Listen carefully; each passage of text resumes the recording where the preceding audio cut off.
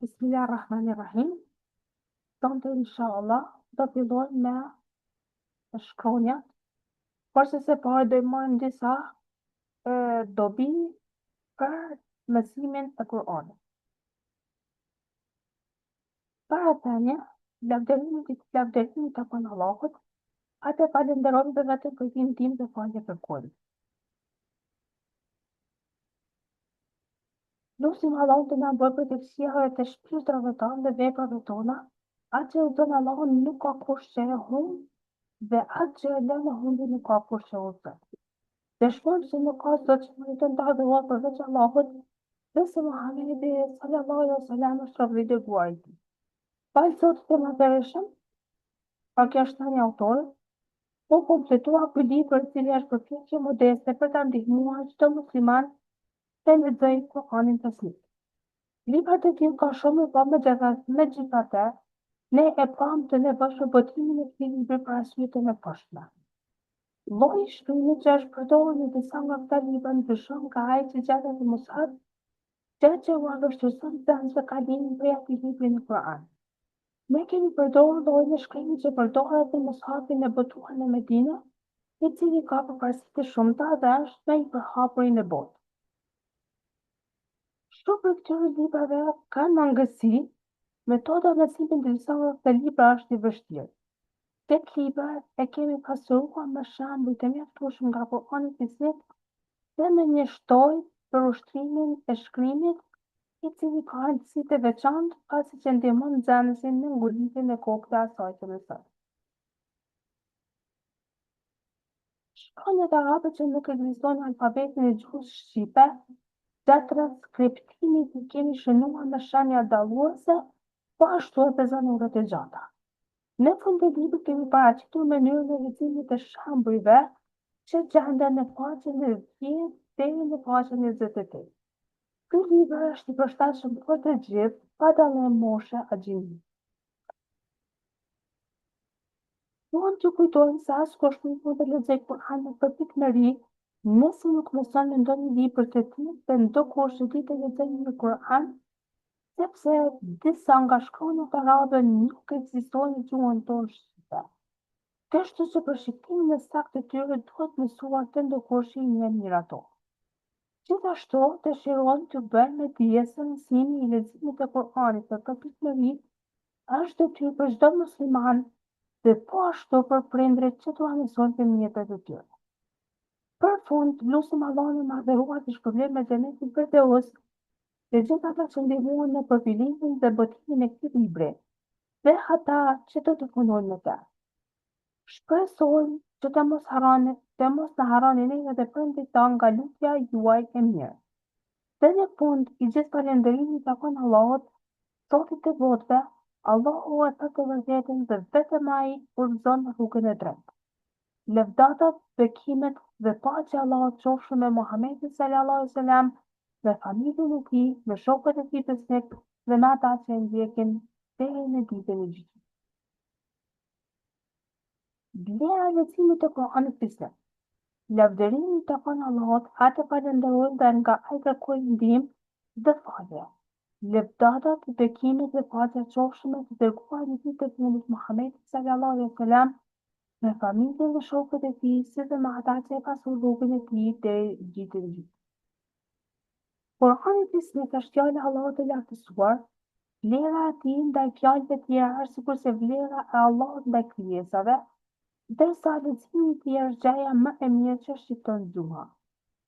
Allahu i lartësuar thotë: الذين آتيناهم الكتاب يتلونه حق تلاوته أولئك يؤمنون به ومن يكفر به فأولئك هم الخاسرون.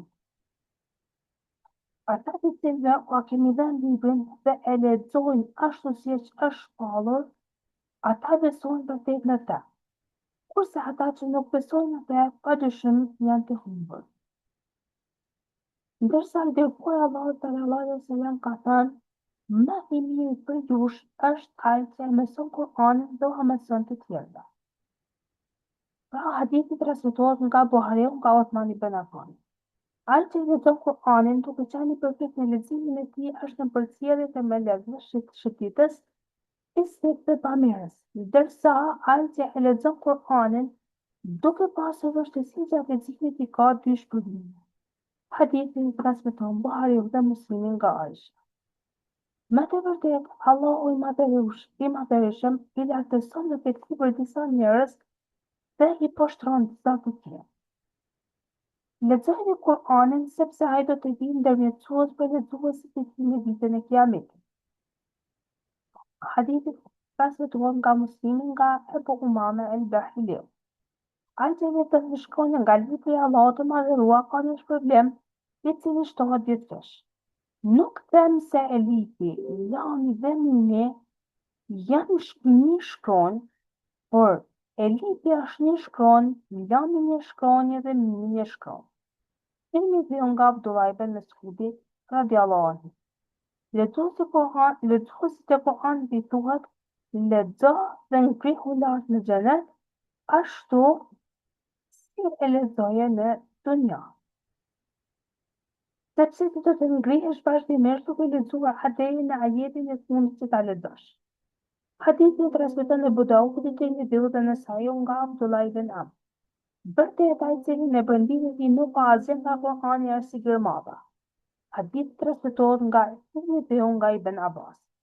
Ai i cili lexon Kur'anin dhe punon me atë që gjendet në të, dy prindërve të tij Allahu do t'ua vënë një kuror në ditën e Kiametit, dita e së cilës do të jetë më e mirë se dita e diellit në këtë botë. E çmendoni për atë që punoj me të. Ebu Daudi nga Muadh ibn Enesi radiallahu anhu. Këto ajete hadithe shumë të tjera të ngjashme do të tregojnë vlerën e mësimit, leximit dhe zbatimit të Kuranit islam.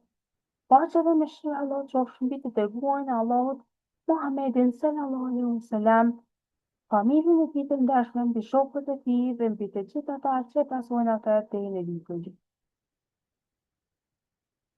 Ajo ishte një thënie e autorëve. Bismillahirrahmanirrahim. Alfabeti i gjuhës arabe përvahet nga 28 shkronja dhe secila shkronjë ka emrin e vet. Të gjitha shkronjat e alfabetit arab janë bashkëtimore.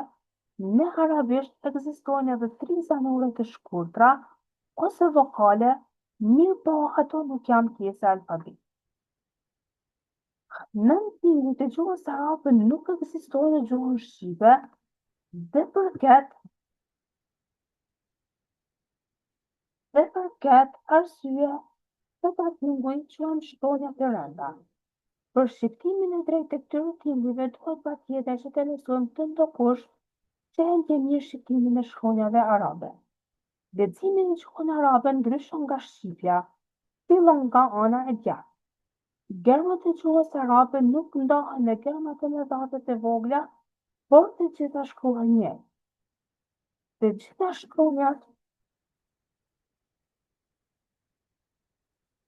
shkronjat e Kuranit lidhen me njëra tjetrën nga të dy anët, përveç 6 prej tyre të cilat lidhen vetëm nga ana e djathtë. Mbajeni në mend gjithnjë se Allahu i lartësuar na shpërblen me nga 10 shpërblime për çdo shkronjë të Kuranit që e lexojmë. Zanoret e gjuhës arabe. Alfabeti i gjuhës arabe përvahet nga 28 shkronja.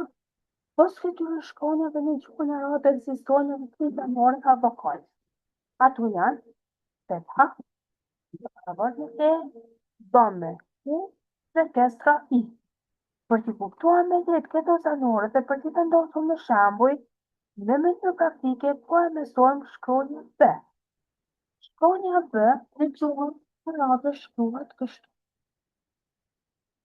Marrim lapsin nga ana e djathtë në të marrë. Nëse pas shkronjës B vjen nga 3 zanoret, atëherë i lexojmë siç vijnë. Bi, bu, be. Bi, bu, be.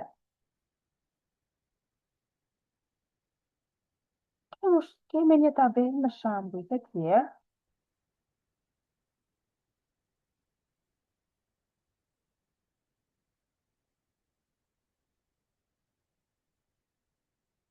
Be, bi, bu. Bu, bi, be. Bi, bu, be. Bu, be, bi. Bi, be, bu. Be, bu, bi. Be, bu, be. Bi, be, be. Bi, bu, bi. Bi, be, bu. Be, bu, bu. Be, bi, be. A mund që të shënjeza? Bu, be, bi.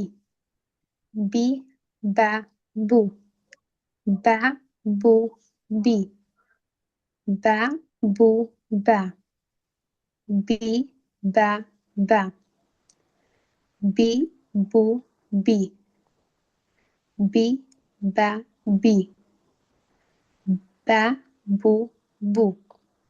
Be, bi, be.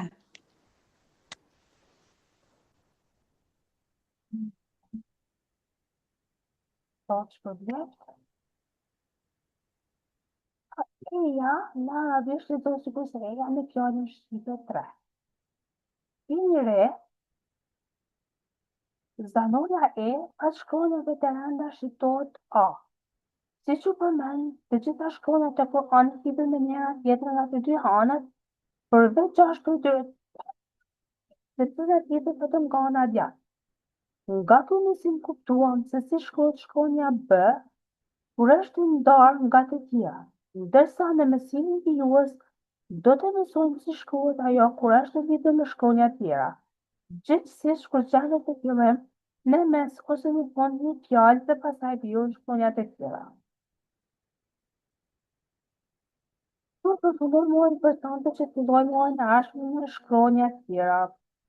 A ke diçka të pyesësh? Jo, faleminderit. Allah shpërblet, subhanakallahumma wa bihamdika, nashhadu an la ilaha illa anta, nastaghfiruka wa natubu ilayk. Selam aleikum.